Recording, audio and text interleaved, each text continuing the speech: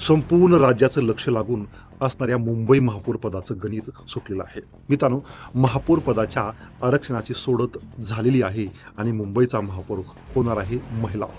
महिला असून ही ओपनची महिला असणार आहे. म्हणजेच मुंबई महापौर या पदाचं आरक्षण सुटलेलं आहे ओपन महिलेसाठी. मुंबईचा महापौर सध्या म्हणजे 30 वर्षानंतर ही BJPचा कोणतरी असणार आहे, BJPची महिला असणार आहे. परंतु या महापौर महिलेसमोर सर्वात मोठं आव्हान असणार आहे ते म्हणजे समोर विरोधी बाकावर बसणाऱ्या शिवसेनेचं.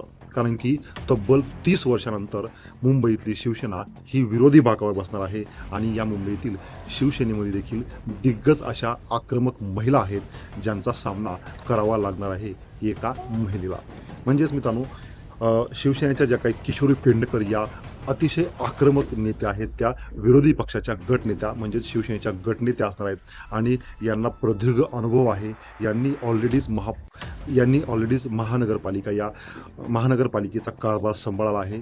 शिवसेनेमधील बरेच असे नेते आहेत की ज्यांनी ऑलरेडी महानगरपालिकेमधील संपूर्ण कारभार सांभाळला आहे. त्यांना सर्व गोष्टी माहीत आहेत. त्यामुळे जो कोणी या महापौर पदावर येईल, जी कोण महिला या मुंबईच्या महापौर पदावरती येईल त्यांच्यासमोर नक्कीच आव्हान असणार आहे ते म्हणजे ऑलरेडी महानगरपालिकेचा कारभार पाहिलेल्या शिवसेनेचा.